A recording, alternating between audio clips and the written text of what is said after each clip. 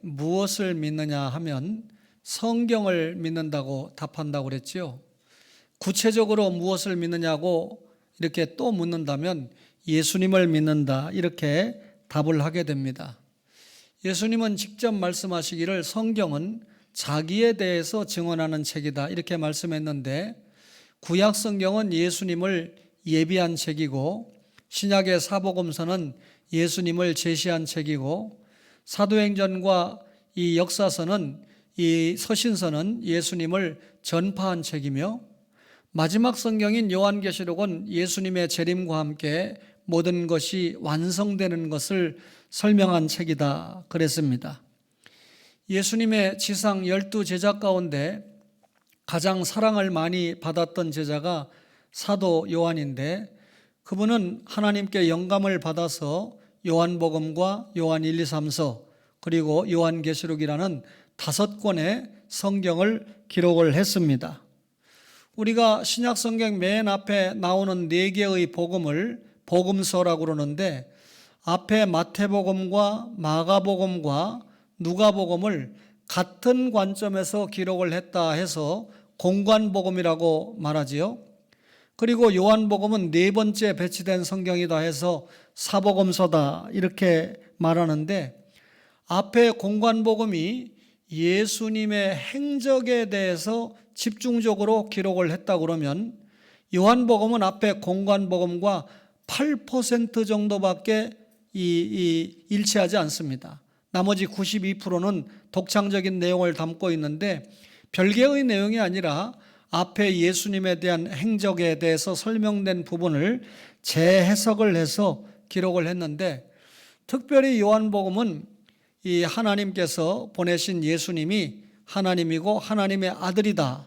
그래서 왕, 종, 인, 신 가운데 사복음서에 해당되는 요한복음은 예수님이 하나님이고 하나님의 아들이다 라는 것을 강조하므로 영적 복음서라고 부르기도 합니다.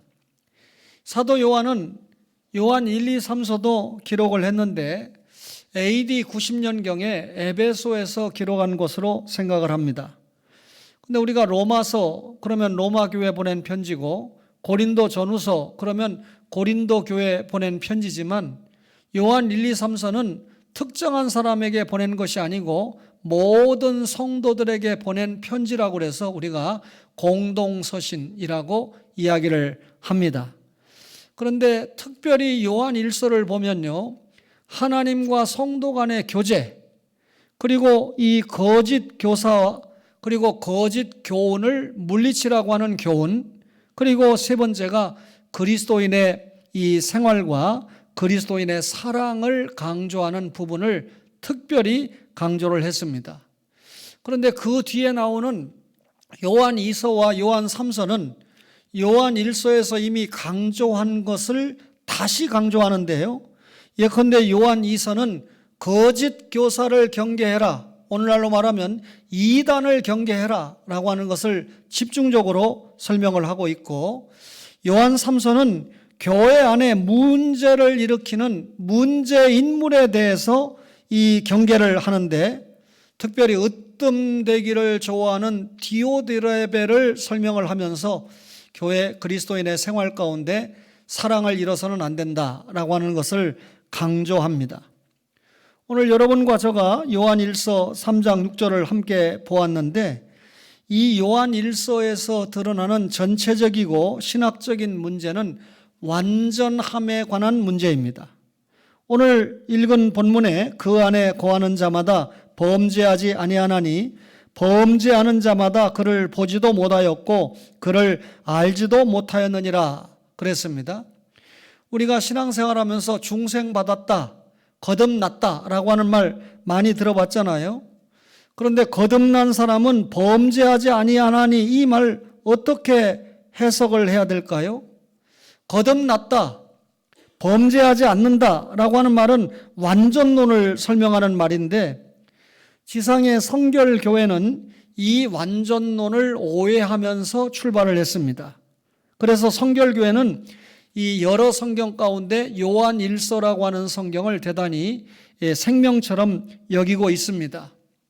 잘 아시는 것처럼 마르틴 루터를 통해서 1517년에 교회 개혁이 시작이 되었는데 그 후에 독일의 루터교회, 그리고 칼빈을 통해서 개혁교회, 낙스를 통해서 장로교회, 이런 이 교회들이 생겨나잖아요. 그래서 침례교회, 그 다음에 영국의 이 웨슬리를 통해서 감리교회가 시작되고, 이 감리교회에서 나온 것이, 감리교회에서 특별히 성화를 강조하면서 만들어진 교파가 성결교회입니다. 성결교회에서 특별히 성령님의 역사를 강조하면서 만든 것이 미국의 오순절 교회고, 이 미국의 오순절 교회를 특별히 이 강조를 해서 한국적으로 접목을 한 교회가 한국의 순복음 교회 오순절입니다. 이런 것을 우리가 교파라고 그러죠. 근데 우리 교회는 대한예수교 장로회 고신교단에 속해 있는데, 고신교단, 합동교단, 기장교단, 통합교단, 합신교단, 이렇게 말하는 것은 같은 장로 교파 안에 교단을 말하는 겁니다. 따라서 여러분들이 교파를 구분하시고 또 교단을 구분하시는 게 좋은데, 성결교회는 말 그대로 성결교파가 되는 것이죠. 그런데 저들은 거듭난 후에 어떤 단계에 가면 죄를 짓지 않는다, 이렇게 생각합니다. 그래서 그 교파에 속한 어느 목사님은 말하기를, 만일 내가 잠을 자고 있는데 절세미인 한 사람을 내 이불 속에 넣어도 나는 죄를 짓지 않는다. 그러니까 자기가 죄를 짓지 않는다는 것을 강조하면서 이렇게 엄청난 이야기를 하는 것을 들어보았습니다. 거듭난 이후에 성화를 쌓아가는데 어느 단계에 가면 완전히 죄를 짓지 않는다, 이렇게 생각하는 겁니다. 그런데 오늘 본문에 죄를 짓지 아니하나니라고 하는 이 말씀은 모두 현재 시상입니다. 내가 어떤 죄를 안 짓는 사람이라기보다는 죄를 계속해서 짓지 않는다, 습관적으로 죄를 계속해서 짓지 않는다, 이런 의미입니다. 사람이 습관적으로 거짓말을 잘 합니다. 이 거짓말은 이 성직자들도 예외가 아닌 것 같아요. 또 이 교회 정치에 인간적인 혼탁이 들어가면 교회 정치에 거짓이 있으면 안 되는데, 거기에도 얼마나 많은 거짓이 포함되는지 모릅니다. 우리가 사실 이 세상을 살아가면서 거짓말을 안 할 수는 없겠지만, 작년에 했던 거짓말의 수준에서 금년에는 좀 줄거나 덜 해야 됩니다. 거짓말을 하기는 하는데 전보다는 많이 하지 않는다, 이게 범죄하지 아니한다라고 하는 말로 제가 이해를 시키는데요. 여러분, 10계명 가운데 4계명과 9계명이 짝을 이루지 않습니까? 4계명은 안식일을 기억하여 거룩하게 지키라라고 하는 말씀인데, 이 안식일이 주일이 된 것은 여러분 이견이 없습니다. 그런데 그것이 거짓말을 하지 말라는 말과 무슨 관계가 있습니까? 주일을 지켜야 되는데 왜 주일을 할 교회 못 나왔습니까? 그러면 누가 장가를 가서 친목회를 갔기 때문에, 이 조카가 결혼을 하기 때문에, 이런 여러 가지 이유를 댑니다. 그런데 주일은 주님 앞에 와서 예배 드리는 것이 참말이지, 나머지 변명을 대는 것은 다 거짓말이 된다, 그런 의미입니다. 그래서 4계명과 9계명이 짝을 이루어요. 그러면 주일날 지키지 않고 자꾸 교회 나오지 못하는 것은 거짓말하는 거니까, 그 거짓말을 자꾸 줄이려면 작년에는 52주 가운데 얼마를 빠졌어도 금년에는 52주 가운데 빠지지 않다가 이제 전국에는 주일은 성수할 수 있는 그런 믿음으로 가야 범죄하지 않는 사람이 된다, 그 말이죠. 어느 권사님이 30년 동안 저랑 신앙생활을 함께 하는데 주일을 한 번도 본교에 와서 못 드린 적이 없습니다. 그런데 이번에 갑상샘 암 수술을 하면서 부득불 한 번 주일을 가정에서 영상으로 예배를 드렸는데 특이한 경우라고 생각합니다.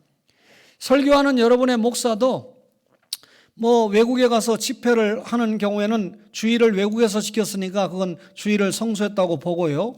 본교에서 주일을 성수하지 못하는 것은 어느 날 쓰러져서 한 번 주일 나오지 못했던 그 기억을 하고 있습니다. 그만큼 여러분과 저가 주의를 지키는 데 최선을 다하는 것이 하나님 앞에 거짓말하지 않는 것이다. 그 말입니다. 이런 의미로 죄를 짓지 않는다는 말을 해석해야 돼요. 옛날보다 죄를 금년에는 덜 짓는 쪽으로 이 범죄하지 아니한다라고 하는 말을 해석해야 된다. 그 말이죠. 따라서 그 안에 거하는 자마다 범죄하지 않는다 그랬는데, 이 말씀을 여러분에게 먼저 결론부터 내려놓으면, 우리가 정말로 예수 그리스도로 인해서 다시 태어난 그리스도인이라면 습관적으로 반복적으로 죄를 짓지 않는다, 그런 뜻입니다. 정말로 그리스도로 인해서 다시 태어난 그리스도인이 맞다면 자신을 함부로 죄에 노출시킬 수가 없다는 뜻입니다. 우리가 죄를 지을 수밖에 없는 현 세상에서는 내 위치를 생각하면, 다시 말하면 본성에 속한 몸이죠. 이미 영혼은 구원받았지만 아직 육신은 구원받지 못한 그런 몸입니다. 따라서 죄를 짓기도 하고 죄를 노출시키기도 합니다. 그러나 다가올 미래의 신비로운 내 신분, 다시 말하면 영에 속한 몸이죠. 예수 믿고 한 성도가 죽으면 그 영혼은 이미 천국에 갔습니다. 육신은 땅에 묻혔지만 예수님이 재림하시면 다시는 늙거나 병들거나 죽지 않는 영생체를 입고 천국에 가서 살지 않습니까?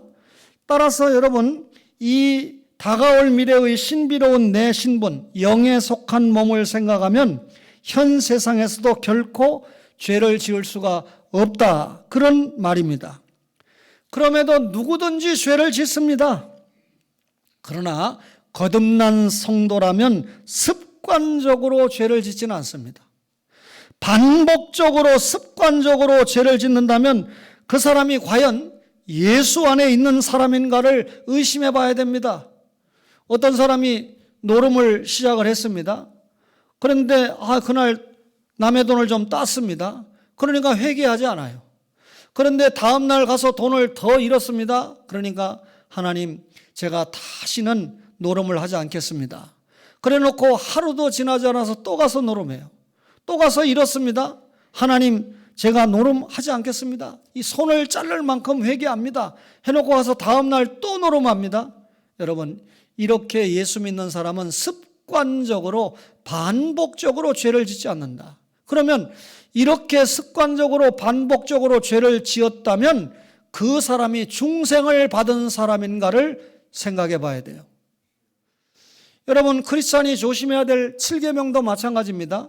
한번 여러분 실수할 수 있어요. 연약에 빠질 수 있어요.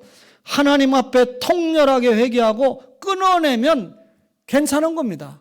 그런데 회개해놓고 다음날 가서 또 일주일 있다 또 가서 동일한 범죄에 빠진다고 하면 중생을 의심받게 된다, 그 말이죠. 성도는 적어도 예수 그리스도와 연합한 사람입니다.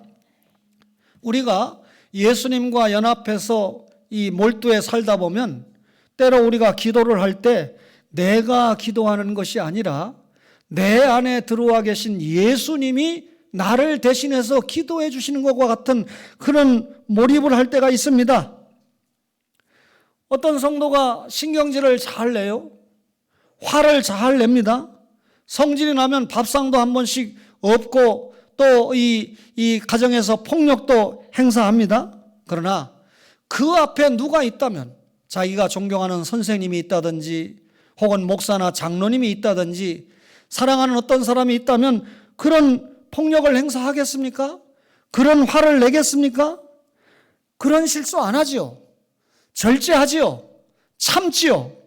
하물며 자기 속에 예수 그리스도, 나를 구원하신 주님이 계신데 어찌 그런 죄를 범할 수 있단 말입니까? 그리스도인의 삶이요, 단순히 내 안에 거하는 것이 아닙니다. 내가 물을 먹듯이 내 안에 예수님이 함께 머무시는 겁니다.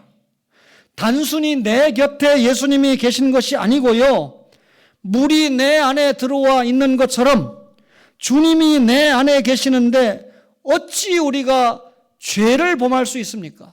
이걸 우리가 신전인격자라고 설명을 하잖아요. 코람데오라고 설명을 하잖아요. 주님이 함께 계시는데 어떻게 결정적인 죄를, 그것도 습관적으로 지을 수 있겠습니까? 사도 요한은 주님을 직접 3년 동안 목격한 종입니다. 그는 예수님의 삶을 닮아서 자신의 삶이 예수님의 삶이 되어야 된다, 이렇게 생각했습니다. 이런 사도가 기록한 성경이 요한 1서인데 그 요한 1서의 중요한 주제 가운데 하나가 윤리라는 것입니다. 기독교 윤리죠. 사람들이 그리스도가 누군가에 대해 오해를 가지고 있기 때문에 윤리적인 문제가 있다는 것입니다. 다시 말하면 예수 정확하게 제대로 믿으면 윤리적인 문제에서 점점점 성화, 증진된다, 그 말입니다. 사도 요한은 요한 1서를 기록하면서 육신의 정욕, 안목의 정욕, 이생의 자랑은 하나님께로부터 난 것이 아니고 세상으로부터 난 것이다, 버려야 된다, 그 말이죠. 인류의 시조인 아담이 먹는 문제, 먹음직도 하고 보암직도 하고 지혜롭게 할 만큼 탐스러움에 넘어갔습니다. 먹는 문제, 보는 문제, 욕심의 문제를 극복하지 못하고 무너졌죠. 둘째 아담으로 오신 예수님이 공생애를 시작하면서 사람이 떡으로만 사는 것이 아니오라는 먹는 문제 해결했습니다. 보는 문제 극복하셨습니다. 그리고 천하만국을 보여주면서 내 앞에 절하라고 하는 마귀의 시험 앞에 이 욕심의 문제도 예수님이 극복을 했습니다. 사도 요한은 예수님이 우리의 죄를 용서했고 그 예수님의 사죄를 받은 우리가 삶을 살아갈 때 적어도 예수님처럼 먹는 문제와 보는 문제와 욕심의 문제를 극복하고 살아야 된다. 이게 육신의 정욕, 안목의 정욕, 이생의 자랑을 극복하고 살라고 강조를 했던 것입니다. 일부 잘못된 종파에서는 거듭나면 우리 속에 죄가 없다, 그러니 회개할 필요가 없다, 진리 안에서 자유하는데 내가 술 한잔 마신다고, 내가 좀 육체적인 쾌락을 누린다고 그게 무슨 죄가 되겠는가 라고 가르칩니다. 여러분, 거듭남과 죄를 짓지 않는 부분, 거듭났어도 죄를 짓고 있는 현실, 여러분과 제가 명쾌하게 구분해야 됩니다. 요한일서 3장 6절에 그 안에 거하는 자마다 범죄하지 아니하나니 범죄하는 자마다 그를 보지도 못하였고 그를 알지도 못하였느니라. 요한일서 3장 9절에는 하나님께로부터 난 자마다 죄를 짓지 아니하나니 이는 하나님의 씨가 그의 속에 거함이요 그도 범죄하지 못하는 것은 하나님께로부터 났음이라. 요한일서 5장 18절에는 하나님께로부터 난 자는 다 범죄하지 아니하는 줄을 우리가 아노라 그랬습니다. 거듭났다는 말은요, 이전에는 죽었었다는 말이잖아요. 죽었었다는 말은 그 전에는 살아있었다는 말입니다. 그런데 여러분, 살아있었는데 허물과 죄로 죽었단 말이죠. 허물과 죄로 죽었던 그가 다시 살아났다. 누가 살렸습니까? 성령님이 살렸습니다. 그 살리심을 다른 말로 표현할 때 하나님께로부터 났다, 이런 말입니다. 죽음의 상태라고 하는 것은 끊어진 상태를 말하거든요. 생명체를 창조하신 분이 누굽니까? 하나님이십니다. 그러면 이 생명을 공급하시는 분이 누굽니까? 역시 하나님이에요. 그 생명을 공급하시는 하나님과의 관계가 끊어진 것을 죽었다, 이렇게 말하죠.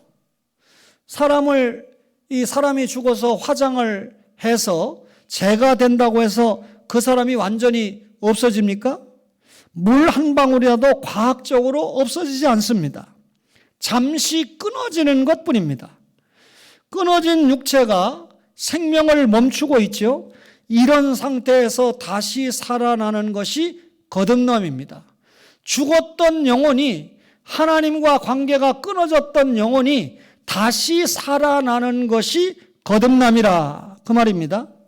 다른 종교들은 죽음을 무라고 생각하는데 이 유교와 불교와 선교의 샤머니즘의 영향을 받았던 우리가 예수를 믿었음에도 불구하고 은연중에 이 죽으면 그만이지 뭐 이런 의식을 가지고 있는 소위 교인들이 있습니다.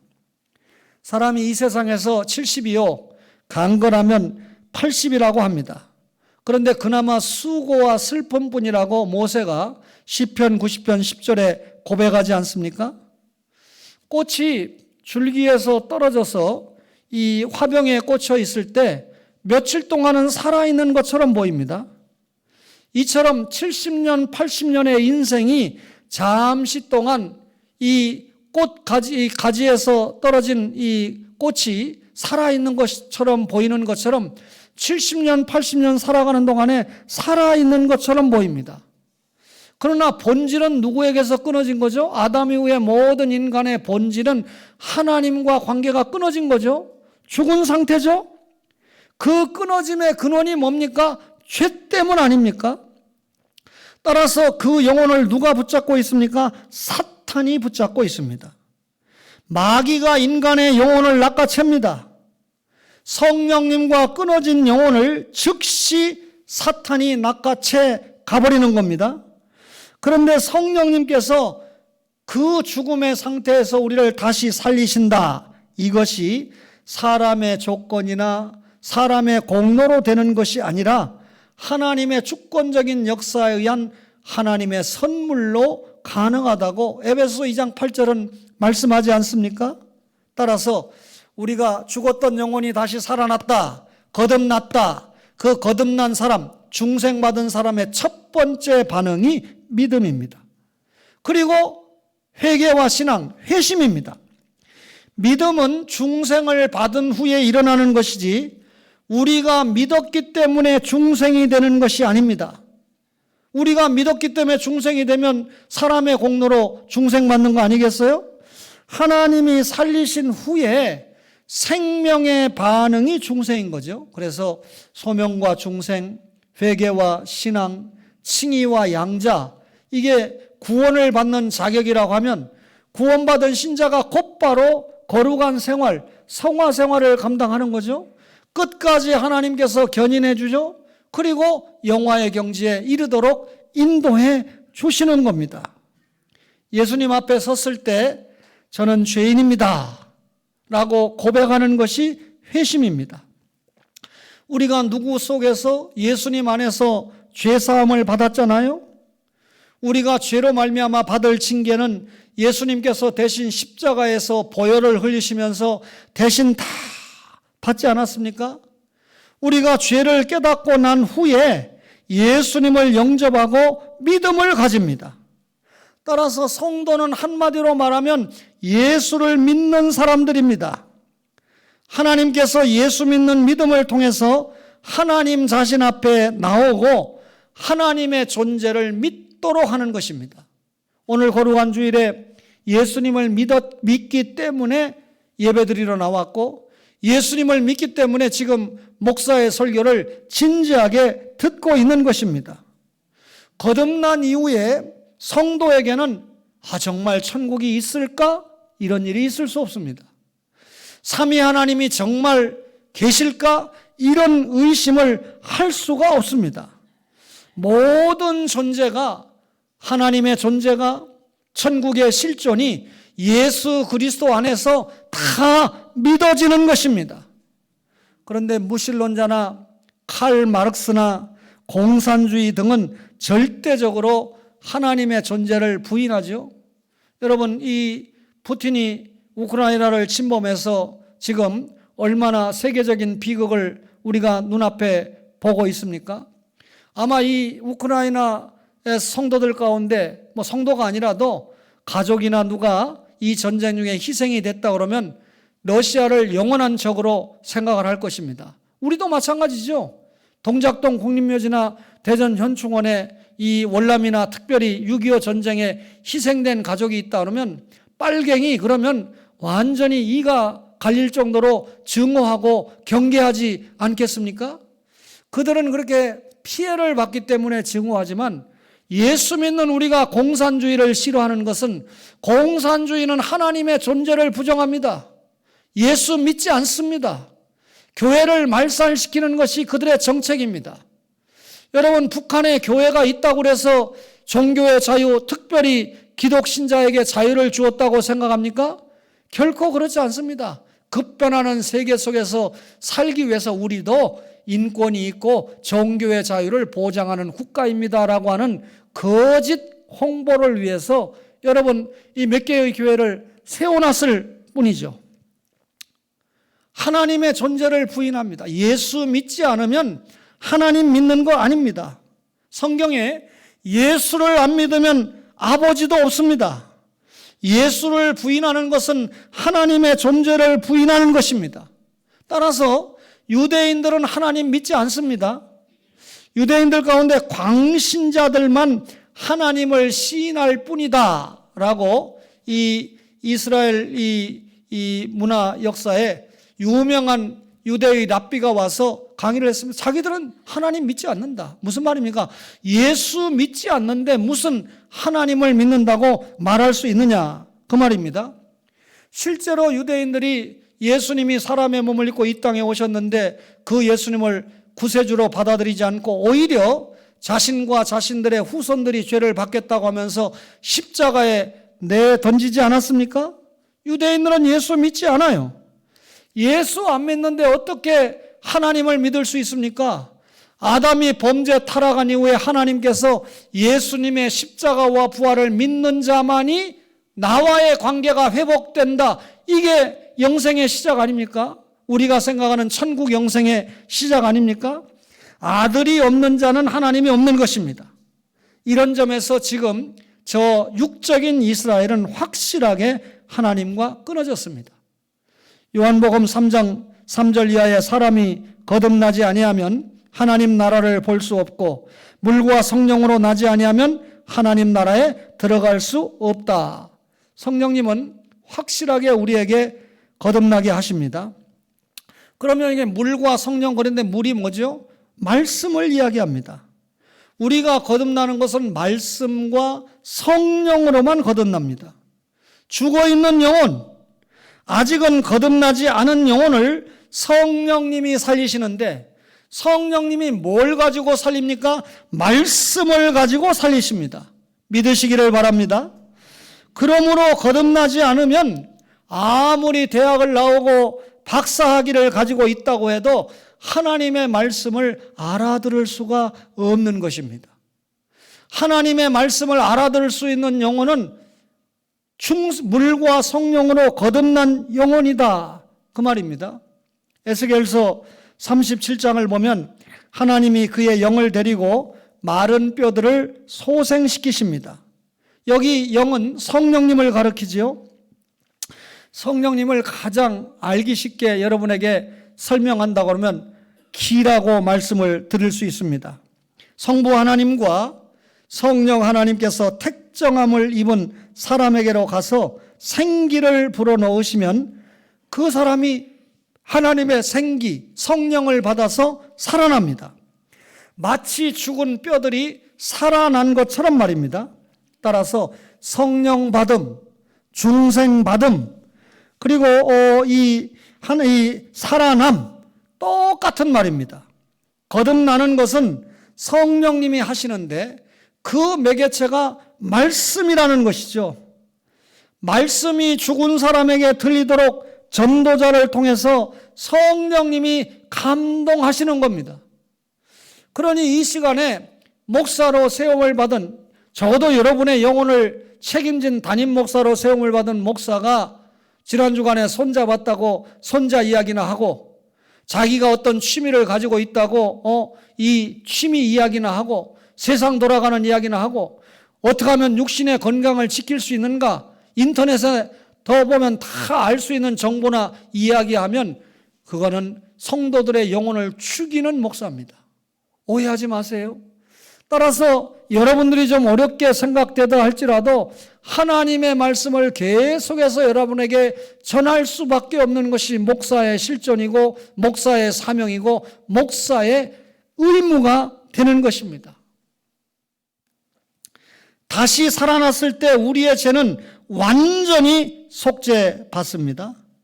그런데 완전한 속죄를 받은 사람은 죄가 없습니다. 여러분, 속죄를 받았으니까 우리에게 원죄 없지요? 죄 용서받았으니까 본죄도 없지요. 죄 용서받았으니까 과거에 지은 죄도 없지요. 현재의 죄도 다 하나님 앞에 예수님의 십자가 보혈을 통해서 용서받지 않았습니까? 그러나 요한 1서에 나타난 하나님께로부터 난 자마다 죄를 짓지 않는다라고 하는 말은 완전 속죄를 가리키는 말이 아닙니다. 완전 속죄를 받았지만 죄를 지을 속성은 거듭난 이후에도 여전히 존재합니다. 따라서 죄를 짓지 않는다 이 말은요, 용서를 받았다는 말이지 죄의 근성까지 없어졌다는 말이 아닙니다.